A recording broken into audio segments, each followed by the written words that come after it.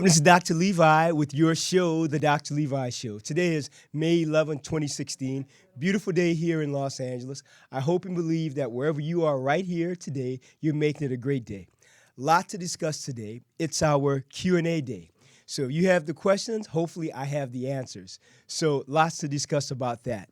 Now, I want to go over a few news issues I think are really worthy of discussion because it shows you the aftermath of what can happen in a family if you don't have a will, don't have a trust. So with the recent passing of the iconic Prince, we're all devastated by that because he was such an incredible influence on music, on humanitarianism, philanthropy. He was a giver, also a genius in music, but truly a giver. He did what he could to make humanity better. Now with his passing, unfortunately, and not having a will, it's just devastating, as you can see now with the whole family, the children. It's just incredible. The great thing I want to say is we're fortunate to have as one of our sponsors for the show, attorney Kenneth Chalanik, and we'll post his email and web address and everything because he actually specializes in living trusts, wills, to actually mitigate this type of litigation. So if you want a great attorney here in Los Angeles, if you want a great attorney wherever you are, if you want to come here to LA to meet him or even do it virtually online, he's someone you really want to get to know, Kenneth Chalanik. Now, I'll spell his name for you also because it's spelled Szalonek. So we'll put up his website on my social media pages, but he's really extraordinary attorney, but really he's about getting the job done to help you to prevent any type of what I call post-traumatic litigation, meaning that when someone passes, now the family has to deal with getting someone's affairs in order. And can you imagine if you have a net worth of over $200 or $300 million, what that's going to be like? So just unbelievable. So Prince, we're going to miss him, of course, but I hope everything gets settled with what's going on there. Now, a few other news things I'd like to mention. Stephen Curry, what can we say? Unanimous again, winner of the 2015-2016 MVP. There's one word for him: devastating, fantastic, magnificent, creative, talented, team player, leader. What can you say? He has beautiful kids also. So Stephen Curry, wish you the best. And Canelo Alvarez wins again against Amir Khan. I'll leave it at that. I don't want to go off on my sports binge. Just let's leave it at that. So, and of course that happened on Cinco de Mayo, also Mother's Day. Actually, I think it's called Mexican Mother's Day, if I'm not mistaken. Someone can call and correct me about that. I think that was on Monday.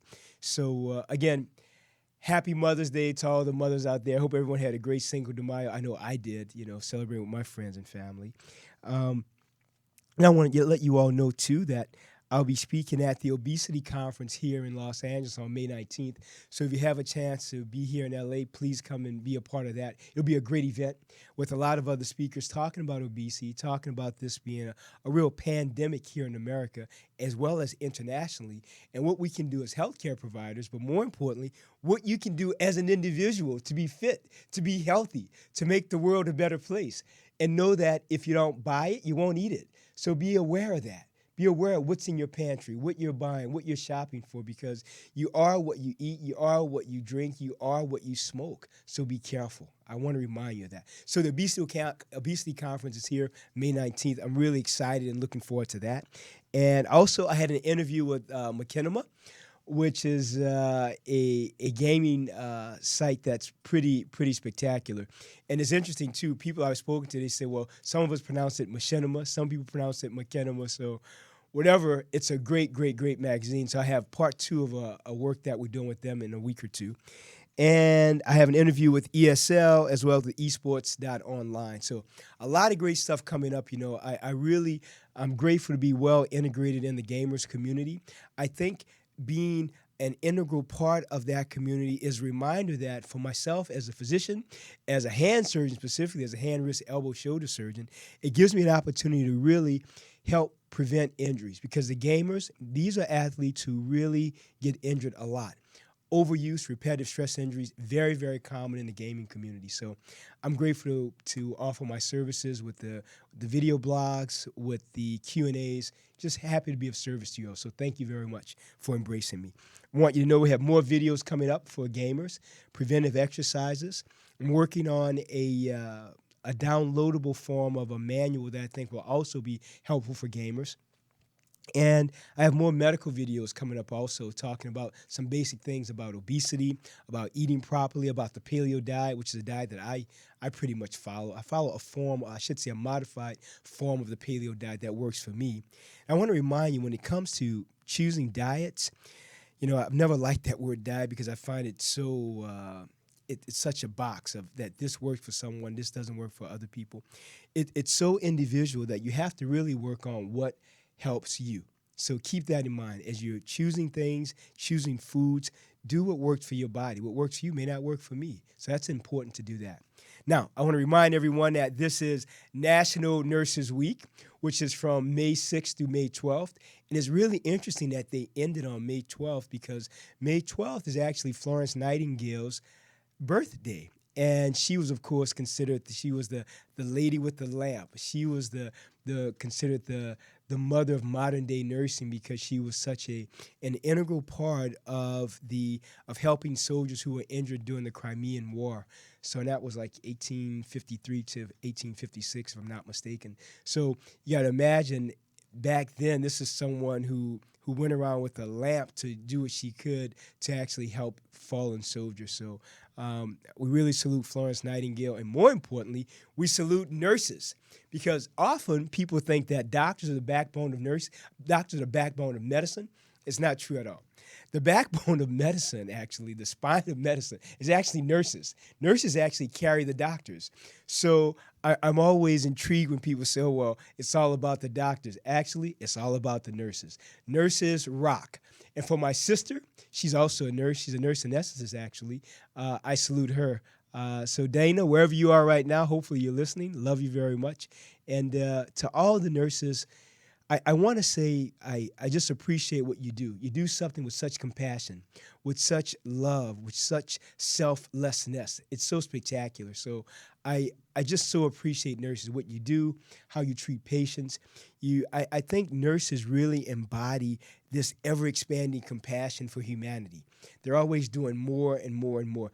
I think nurses are as similar, at least to me, as teachers. Teachers are also what I call these unsung heroes of humanity, because teachers give so much, they pay for so much out of pocket, they get paid so very little, but they still give and give and give. So nurses, like teachers, are just people that we should really appreciate in our life, and let them know that. Tell them. Like, I don't mind saying thank you. I don't mind saying I'm grateful. So I want to remind you to consider doing the same thing. Let the teachers know you appreciate them. Let your nurses and healthcare practitioners know that you appreciate what they do for you and for your families. So that's my Dr. Levi soapbox today. So look, let's go over some of your questions. And again, thanks for joining me on all my social media platforms on Facebook, Instagram, YouTube. I mean, you guys are part of my life, so thank you. And right now, the wonderful thing is our YouTube viewership is close to 2.5 million, which is really spectacular. So we're really happy that everything that we're doing is really being embraced. It's really spectacular. So I really want to thank my manager. I want to thank Janet Rodriguez and my IT manager, Nicholas Scolari. Of course, here at the show, we have a phenomenal engineer, Jarvis, as well as the owner, Tony. It's amazing, to be a part of a phenomenal, expansive team that doesn't simply subscribe to social dogma. The team that I work with, we're really about change, about making a difference, of not saying that the society is okay the way it is. We're about inclusivity, about giving back more, about reminding us to love more, to give more, to volunteer more. I want to remind everyone that you only get in your life what you're willing to give away. So give away your time, you get more of that back. Give away more money, you get more of that back. Don't try to hold on to everything. It's about giving. And that's why I love serving this community of gamers. I really love serving humanity. I can tell you this, I've always believed that I was truly born to be of service. That I think was my mission. I think it still is my mission while I'm living, to give back, to give more, and to always know that it's in giving that we find that we are a true part of humanity. It's about service. That's what I believe. So again, thanks for joining us on the show. So let's go over your questions. So these are questions from email, from Facebook, from YouTube. These are things that you want me to discuss, so I'm ready to discuss them. So let's begin. The first one is from Facebook. It's from Nicola. That's Nikola. And this question and the statement is following. Hi. First, I want to say thank you for all the vids you make, but most for the gamers. They are awesome. I have a question, too. My hands are sweating too much. What should I do? Thanks again. Keep up. And then it's a grin emoticon. So, okay, so let's talk about that. So, Nicola, you may have one of two things that I'll discuss. It's called hyperhidrosis. I'm going to spell that. Hyperhidrosis. Hyperhidrosis. Now, there are different forms of hyperhidrosis. There's primary hyperhidrosis and there's secondary hyperhidrosis. So hyperhidrosis simply means that someone is sweating excessively, and the sweating is often due to no apparent reason. Now, sometimes people are sweating a lot because they're nervous, but someone with hyperhidrosis, they're sweating, their palms are sweaty, their feet are often sweaty, and their underarms are even sweaty because their sweat glands are just overproducing sweat, basically. Now, with primary hyperhidrosis, we don't know why people get this sometimes. We have no clue. However, we do know from a lot of the research that it's associated with families. Like someone in a family that may have hyperhidrosis, sweaty palms, then there may be other people in the family that also have it. So it's important if you are experiencing that you talk with your family to find out if there's someone else who may also have this issue. Now, we know that someone who has hyperhidrosis, they have excess sweating in their hands when the temperature is not elevated and when they're not nervous. Because sometimes nervousness can cause sweaty palms, sweaty hands. That does happen sometimes. Now, with that said, I want to remind everyone as you listen to the show that as a physician, it's also important that you talk to your own physician because don't forget, I'm not examining you. I don't see you in person. So it's important as a doctor that I remind you, I always have to put out this disclaimer that you make sure that you go out to see your medical doctor for appropriate care. You have to do that. Yes, I want to help, but guess what?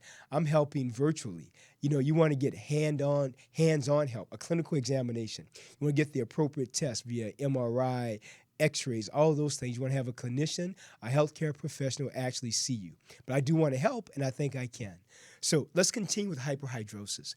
So again, hyperhidrosis is primary and secondary. Someone has excess sweating of their palms, and again, they'll have this when they're not in a very hot temperature. They'll have it when they're not very nervous.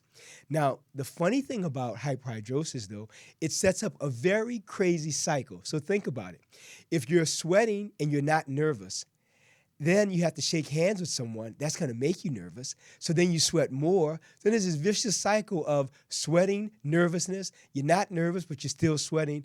It's really intense. And I have two really good friends who have this. And I'll tell you how I eventually got them to seek treatment and what they did.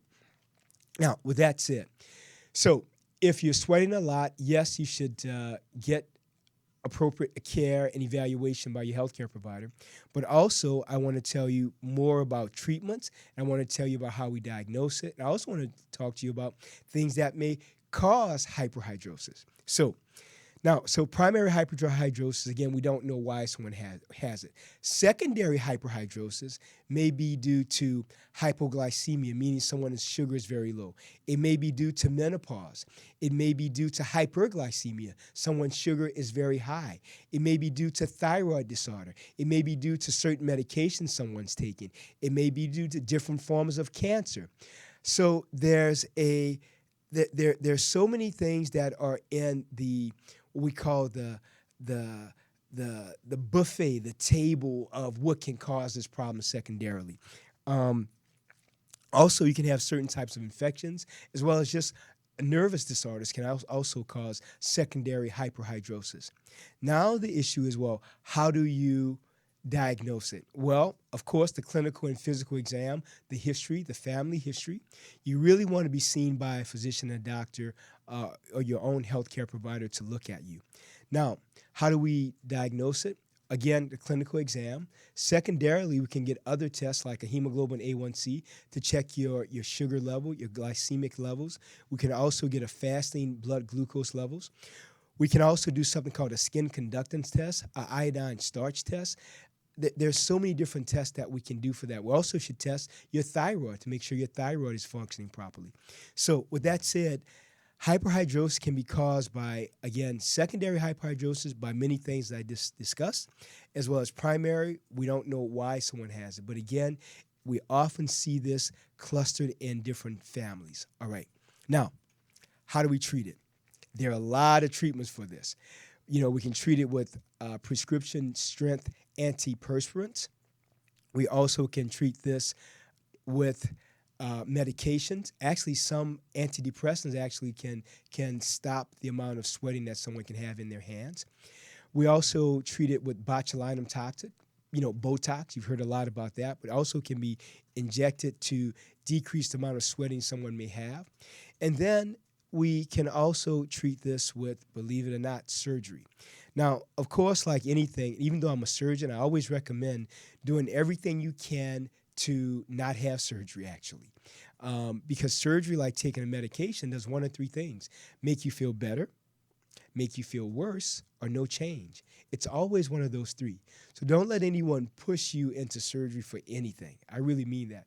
And I love operating. I love surgery. It's a part of my life. It's a part of what I do. But with that said, I want to remind you, do what you can to avoid surgery. How do you do that? By exercising properly, eating properly, taking time to rest, taking time to meditate or just be still and live in gratitude. All those things will help you, of course, on your life journey. Now, back to hyperhidrosis.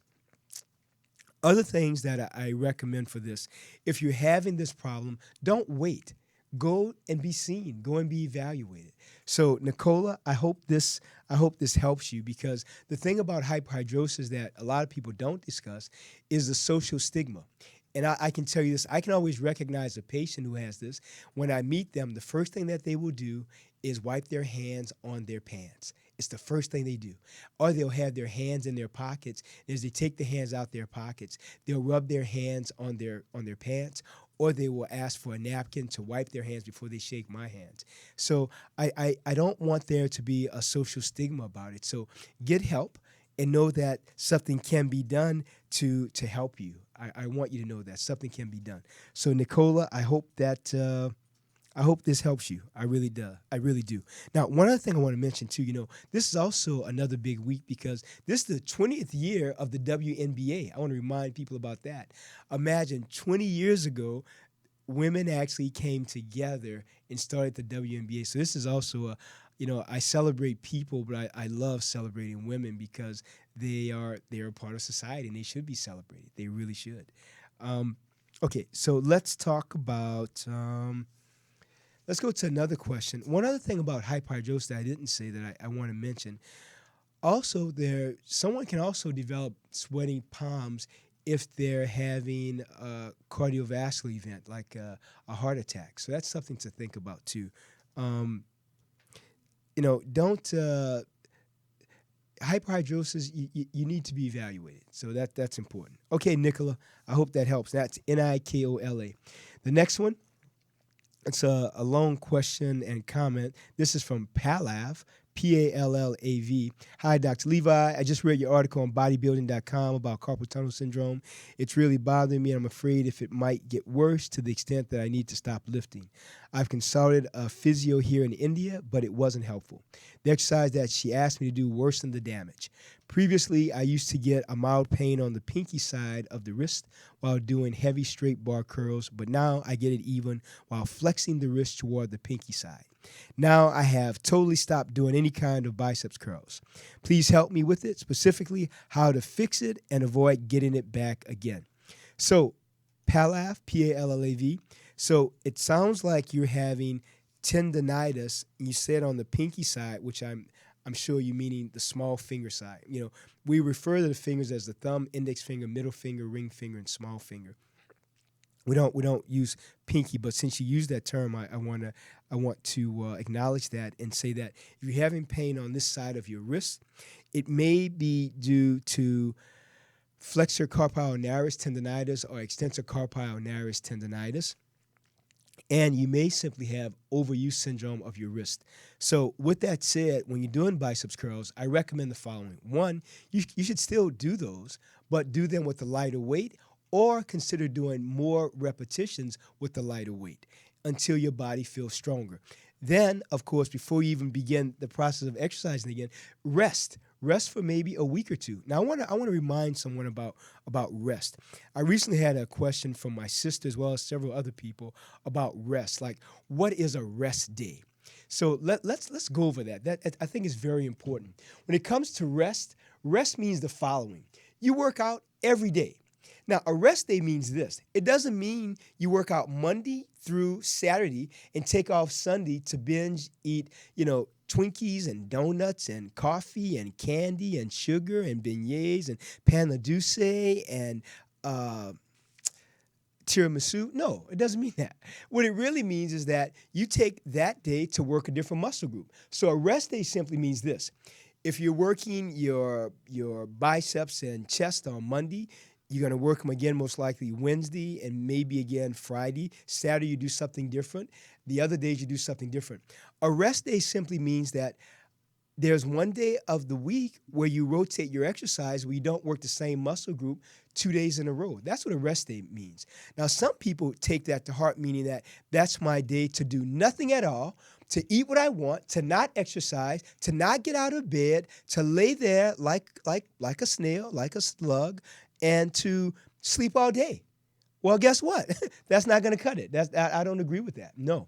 The body is this real wonderful kinematic organism that needs exercise. It wants exercise. It loves movement. It loves to say, hey, I'm alive. I can do stuff. I can move. So while you can walk, keep walking. If you can run, keep running. If you can't run, you can walk a little bit. If you don't walk fast, walk slow. If you can't walk, what about swimming? But guess what? Do something. So a rest day does not mean you throw those 6 days of working out to the wind and do nothing. It doesn't mean that. So I look forward to interacting with you if you have questions about that. Rest day simply means you're not working the same muscle groups consecutively. That's what that's about. The other question that I had, too, I want to address, and this is not on the sheet here from you all, but I want to address it, too, and that is, can I work abs every day? So I want to tell you right now, every muscle group needs rest to recover and repair and to get stronger and to be more fit. So, no, working out the same muscles every day, that is not the way to do it. I take care of a lot of people in the bodybuilding community here in Los Angeles.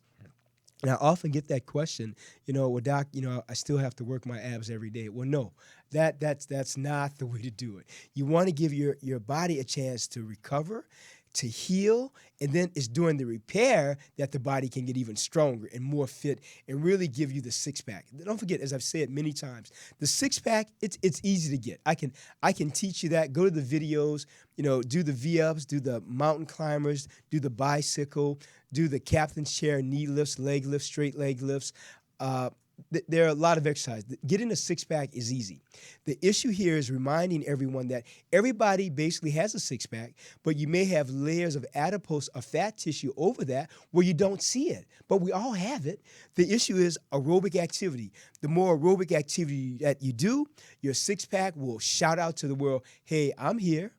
I can rock this. So you want to think about that. The six-pack, you have it. Just do the exercises to show it. And as you're getting more fit, don't have any shame about your body. Love your body the way it is. You don't owe anyone an excuse about how your body looks. You really don't. I don't. You don't. Your body is under your command. So do what you can to stay fit, to stay healthy, but know and understand that don't feel shame about going to the gym. Don't feel shame about trying on clothes, about, love your curves, love your body, love who and what you are. You deserve that. You really do. So I hope that hits home for everyone. It's very important for me coming from a home filled with women being the only male there and seeing my sisters and my mom and my aunts go through what I call these issues about how their body looks, what they have to do for their man. Oh, my gosh. All you have to do for us is be yourself. That's more than enough because you don't need us, but we need you. So just remember that. Do what you can to stay fit, stay healthy, but above that, love the body that you're in. That's number one. All right. And would this be a National Nurses Week? Again, I salute all the nurses out there with and without curves. How's that? All right. So again, Palav, the exercise that you want to do for carpal tunnel are gliding exercises. So you can check out the videos on YouTube. The gliding exercises are basically like this. I'm gonna push back a little bit so I can do them for you so you can see it. You just keep your elbow straight. Your arm is straight. You can do them both ways. Make a slight fist. Roll your wrist around one way. Call us around the world. Then roll it back the other way. I would say do 30 seconds of each. Do this 3 or 4 times a day for about 3 to 5 minutes. Then have your hand open around the world with your hand open and then back around the world. Now, these are called gliding exercises, and they're great to help in the prevention, we believe, of carpal tunnel syndrome. It's very, very important. And again, what is carpal tunnel? Let's go over that just briefly. People who are presenting with carpal tunnel syndrome, they will have numbness, tingling, and pain in the thumb, index finger, middle finger, and half of the ring finger. They also have pain that wakes them up at night where they have to shake out their hands. They have decreased grip strength. They'll have a feeling of tightness in their wrist and hand sometimes. But more importantly, they're affected when they're typing, when they're driving, when they're working out and exercising, biking. All of these things cause discomfort in their hands and decreased strength, but they will have numbness and tingling and a feeling of lightning, calambres, electricidad, electricity going in their fingers. So it's so important to think about that. All right? So that's carpal tunnel. Now, let's go over this. This is from V. Hi, Dr. Harrison. I just watched your YouTube video on trigger thumb. You didn't recommend resting the thumb with, for example, an oval 8 splint. Do you recommend this? I'm not sure. Do you recommend rest? I'm not sure if I should be resting it or stretching it or massaging it or all of the above. Thanks. This is from V, V-E-E. Okay, V, great question. So I'm a hand upper extremity surgeon, orthopedist. I don't recommend immobilization unless something is really broken. So when it comes to trigger thumb or something else that I've talked about that I had an article about a year ago called the gamer's thumb, is when someone has extensor tendinitis of their thumb, the first extensor dorsal compartment, as well as flexor tenosynovitis, are called trigger thumb. So meaning that they have locking of their thumb, but they also have pain at the back of their thumb also. Now, trigger thumb is locking of the thumb because the A1 pulley, which is one of the pulleys of the thumb, there's several other pulleys, but the A1 pulley becomes pathologic, becomes very swollen and tight and causes stenosis, a stenotic compression lesion over the flexor tendon, and the tendon gets stuck behind the pulley. So someone's thumb is like this. They're unable to push it up or extend it without hearing or feeling a pop or having pain in their thumb. So I recommend movement. I don't recommend that oval 8 splint. I've never been a fan of that. I think movement is the key. So with that said, how do we treat trigger thumb? It can be treated with therapy. It can also be treated with an injection of Kenalog. I use Kenalog in my practice. A lot of people use other types of steroids, but I'm not big on steroid use at all. However, for this, it works very, very effectively. I use that along with a little bit of lidocaine or Marcaine as an injection. It helps a lot. I'd say between 60 and 80% of people have great results. In my practice, I keep stats of everything in my practice. So in my practice, I find that about 60% of people, the pain and locking may come back. And 30% of people, one injection, I find the pain and locking goes away forever and never comes back. And I don't see them again, which is a great sign usually because they're not having pain or locking. And about 10%, they still have some discomfort and pain there. It doesn't completely go away. Now, there's some research that says about 80% of people with one injection, it goes away forever. I haven't seen that in my practice at all. I have not. It would be great to see that, but I have not. So I'm always worrying about what's really what's in the literature, how correct it really is. So that's that, V. So again, I'm not a fan of the splint. Now, the next one is from Nimesh, Nimesh. Hi, doctor. I'm from India. I see your videos. I have a problem in my knees. They are so weak. So can you suggest to me some home remedies for healthy knees? And I'm a vegetarian. Okay, Nimesh, thanks for your question. Well, the following.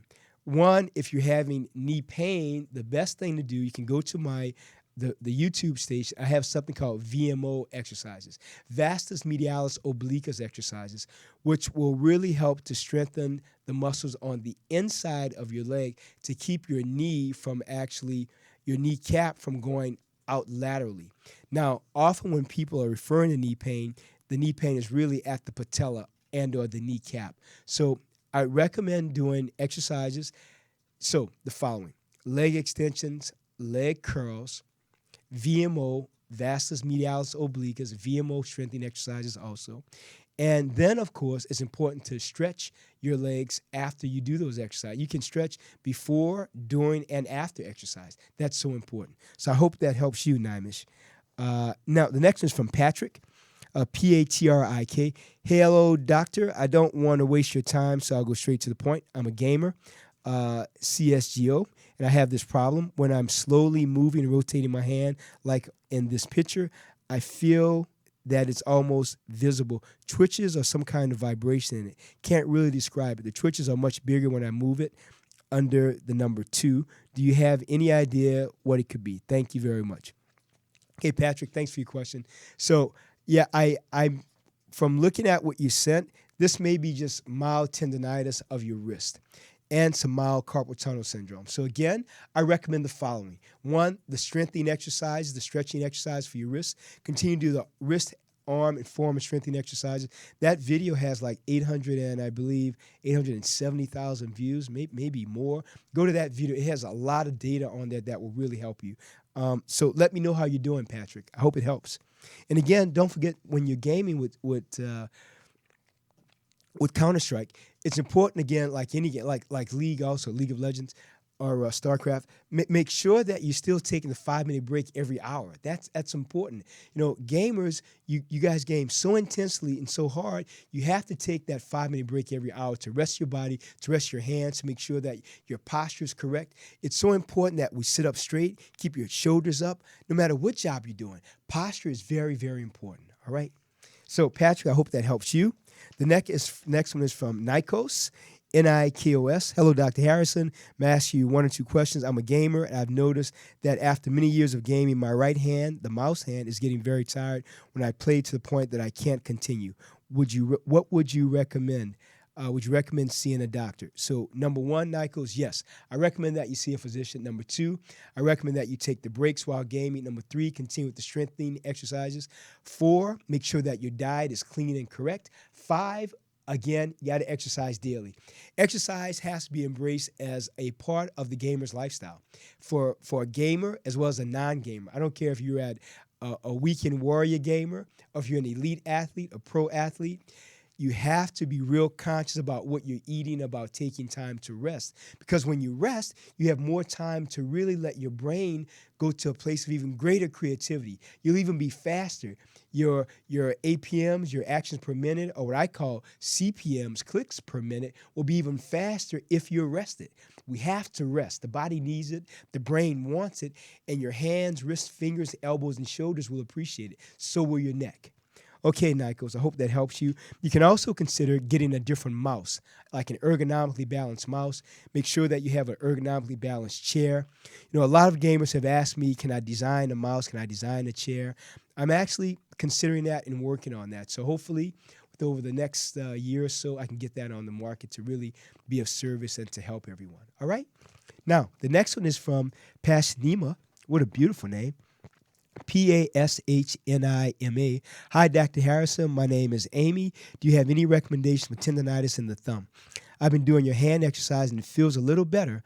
I've heard that cortisone can damage the muscles over time. Thank you for your time. So, yes, Amy, I do recommend that you continue to do the exercises. Yes, if you're having a lot of pain, go and see your doctor. I recommend therapy first. And if the therapy doesn't work, then do the injection. But the injection is very, very helpful for locking trigger thumb. So I think that'll help you. Now, if you simply have tendonitis of the thumb, the tendonitis, because you weren't specific about, is it flexor tendonitis or is it extensor tendonitis? So the flexor is on the palmar side of the hand. These are the flexor tendons, the FPL.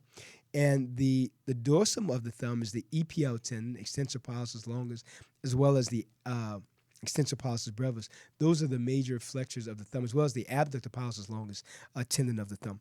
So without getting too technical, it wasn't clear if you were talking about the flexors or the extensors. The bottom line with tendonitis is the following: rest, physical therapy. You can consider an anti-inflammatory medication like Tylenol, Motrin, Naproxen, whatever you're not allergic to, whatever your healthcare provider thinks that you should take. Again, talk to them first.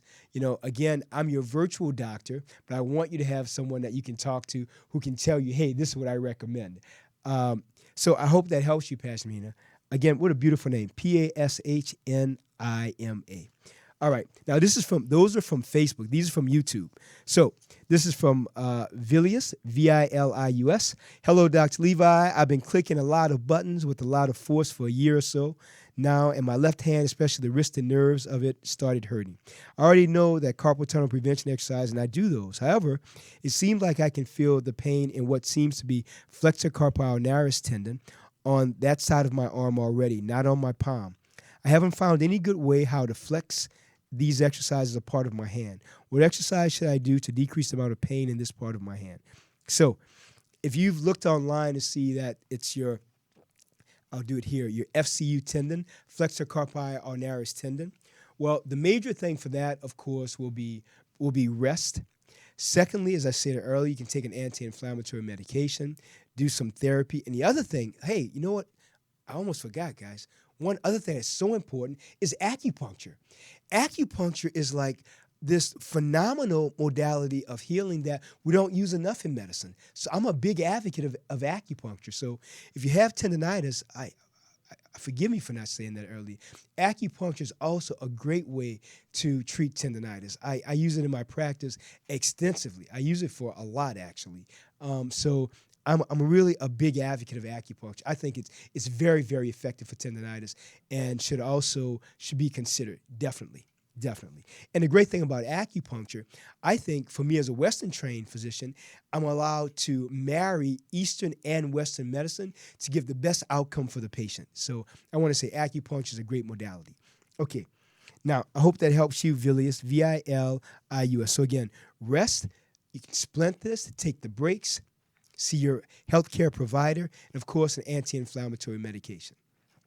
All right, now the next one is from Keta, Keta, or from Kita, Keta. Wow, it's so inspiring to see such a positive person that wants everyone to be healthy by helping them and spreading your knowledge. Keep it up. Okay, so this is just a comment. Well, Kita, thanks for your comment. I'm grateful. I'm happy to be of service, and I'm glad that the videos, that the talks, that the video blog, the vlogs, that everything is really being well received, and more importantly, I can use my knowledge to be of help to society. So thank you very much, Keta, for that comment. Now, the next one is from David. Doctor, I have some kind of stress on my wrist when I lift easy to lift objects. Even when I close my fist, there is some kind of stress on the wrist. I never had them before, but I started my push-up routine. I'm not sure what the condition is, because even though I have big biceps buried under the fat, I still don't have grip and wrist strength. I'm not sure if I have a condition known as medial or lateral epicondylitis. If I do, how do I recover from it with simple exercise and grow stronger than before? Okay, David, thanks a lot for your question. Now, you say two things in here. You talk about having wrist pain, but then you talk about medial and lateral epicondylitis, which is elbow pain and elbow discomfort. So again, with wrist pain, after you're seen by your healthcare provider, again, the following: rest, anti-inflammatory medication, doing the strengthening and stretching exercises, and also understand that if you're gaming for long periods of time, if you're doing a lot of exercises, you have to change up your exercises. So if you're only doing bicep curls, maybe do it with the short bar. Maybe we'll do it with the long bar. Maybe do it with the curl bar. Maybe do the exercise, do 21s where you're standing. There's so many different exercises for the biceps. So don't simply do one exercise. One major issue that can cause wrist discomfort or tendonitis is doing the same exercises over and over. That's how you develop RSI, repetitive stress injury. All right? So I hope that helps you, David. Now, I want to mention one other thing that you asked about. That is medial or lateral epicondylitis, if you have that at the elbow. Now, for lateral epicondylitis, again, I recommend strongly inertial exercises, and that's spelled NIRSCHL. Again, NIRSCHL, inertial exercises. I have several videos, I'm sure, on YouTube about that. So you can look at those exercises. And how you do it is the following. The arm is extended, straight, the elbows are straight, and you bend your wrist down, you hold it down, and you hold this for 30 seconds, all right? And then after that for 30 seconds, you bring your hand up, and then you bring your hand back like this. Keep the elbow straight, and then you bring not just the fingers back, the fingers and the palm, you bring that back like this. So I hope, let me do it this way, better. All right, so this is how you do. These are inertial exercises. So hold back like that, hold for 30 seconds, the elbow straight, then bend your wrist, flex your wrist down, and hold it in this position for 30 seconds. If you haven't done this before, when you do it the first time, you may have some discomfort, but in the end, it'll help you tremendously. This should be a part of the standard exercise for all gamers, for anyone that does extensive amounts of typing or texting or mouse use. It's the way to go. It'll help you a lot. All right? Now, Peter, the next one is from Peter. Hello, doctor. Wanted to say big thank you that you helped me get rid of my wrist pain. I went to many doctors who couldn't help me and made an MRI that showed that my bones and flexors were all fine and that there was no inflammation. Even though I stopped playing the guitar and stopped playing table tennis competitively, the pain didn't stop. I felt this pain in both arms, especially in my wrist and also in my forearm for 1 year until I watched your videos and performed the exercises mentioned in the video. Hand, wrist, and forearm strengthening exercises. First, I felt more pain than before, but after a few days, became stronger and the pain got less strong. I just did the exercise once a week because the pain was way too strong to do more exercises, but it helped. After 1 month, the pain got much better and my forearm strength increased. The pain died away, and by now, I just have occasionally little pain. I still try to do these exercises regularly, but I don't always remember to do them.